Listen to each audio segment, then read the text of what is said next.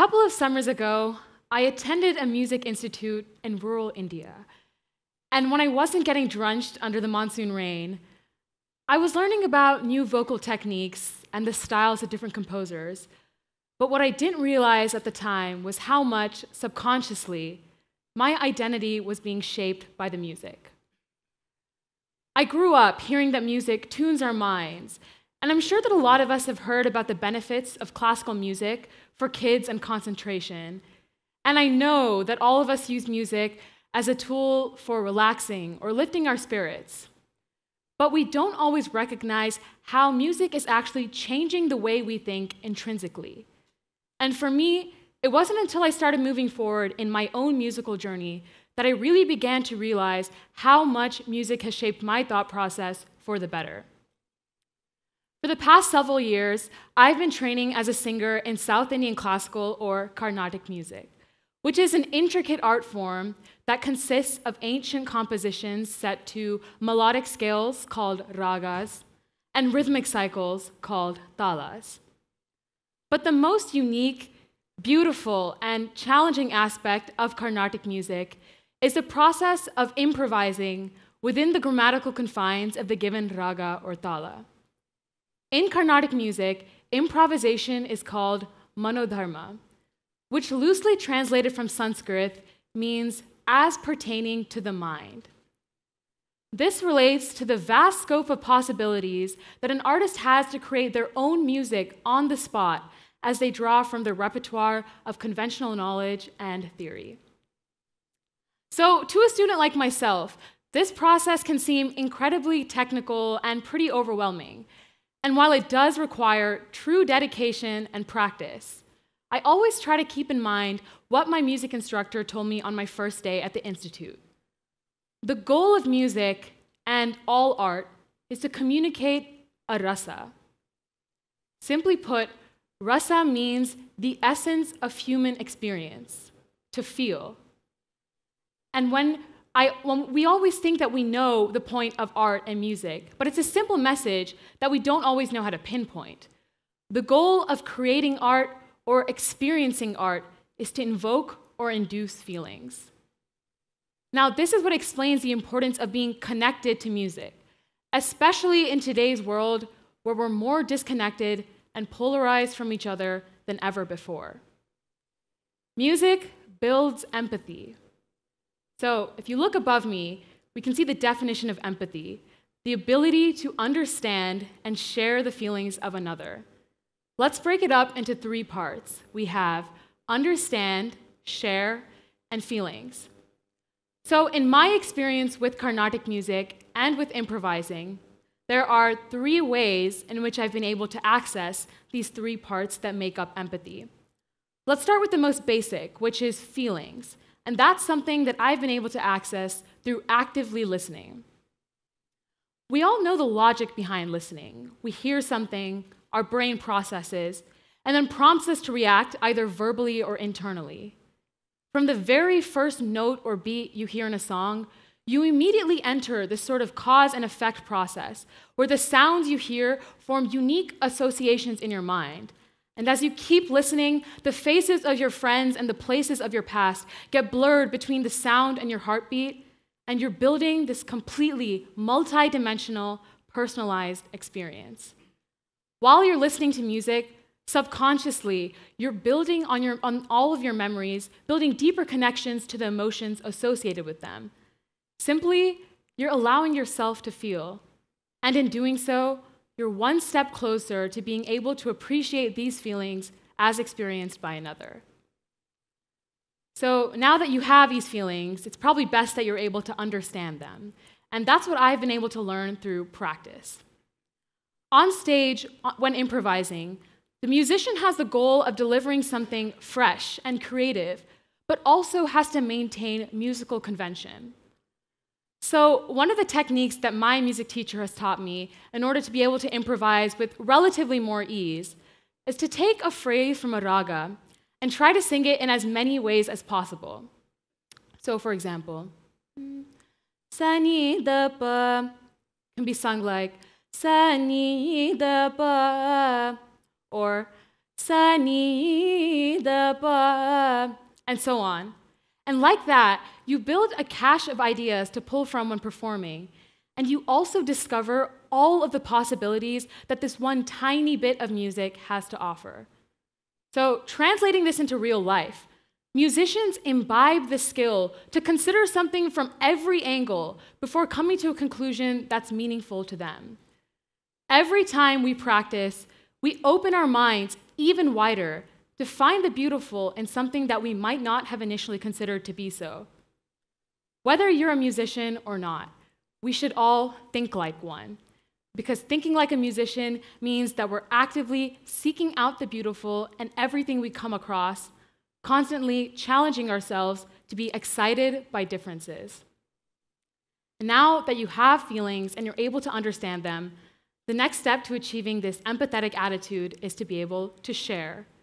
And the way that most musicians often share their feelings is through performance. But we often think of musical performances as a very one-sided process, where we sit back and passively listen to whatever the musician belts out. But that definitely isn't and shouldn't be the case. A Carnatic concert is so special because the audience is an integral part of the process. It sort of works like a cycle, where the artists present their music initially drawing from their mood, which then causes the audience to react either vocally or intangibly with a general sense of feeling in the room. This then influences the singer and the accompanying artist, who play off of each other by adapting and adjusting, continuing this dynamic and interactive process all in real time. This really illustrates the power of music, that an entire room filled with mostly strangers is connected simultaneously by a shared experience that still somehow remains so individualized to each person listening. Performance makes the message of empathy clear, that music, like most things in life, is all the more meaningful when we share it with someone else. So now I'd like to invite you to share with me the experience of part of a piece that would be performed in a Carnatic concert. Unless you speak ancient Telugu, you won't be able to understand the words of the piece, which is okay, because the music itself, if done right, should be powerful enough to invoke the goal of creating or experiencing art, which is to communicate a rasa. As you listen to the music, I encourage you to engage yourself with all of the thoughts and feelings that surface into your head, and try to pick out the details in the music that stand out to you and make differences in your mind. After the song and after when you're in the lobby, I also encourage you to talk to the people around you about what you discovered about yourself and experience yet another way that music brings us closer together.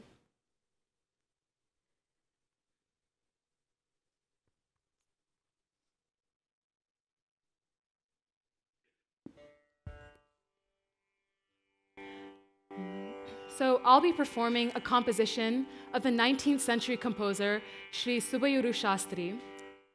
The melodic scale is called Riti Gaule, and the ascending scale is Sa ga ri ga ma ni ni sa.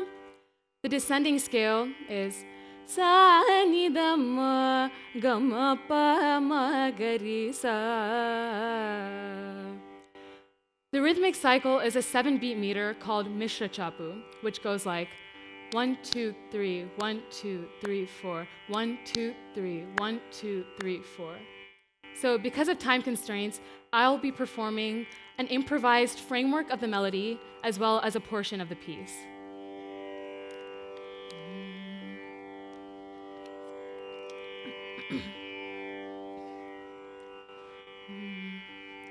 Ta-da-na, na-ra-ra, ra-ra-na-na. Ta-da-ra-ra-ra, na-ra-ra. Ta-da-ri-na-na, na-ra-ra. Ta-da-ri-na-na-na-ra, ta-da-ra-na-ra-ra-ra-ra.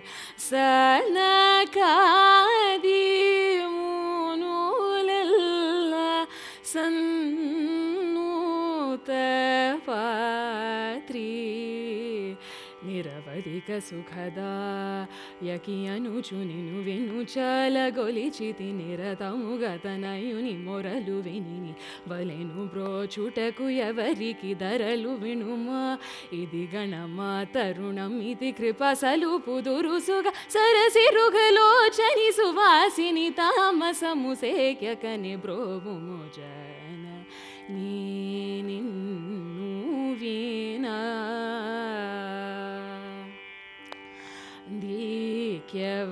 దీక్యవరమ్మ జగములోన గాన అంబజనని నిన్ను వినా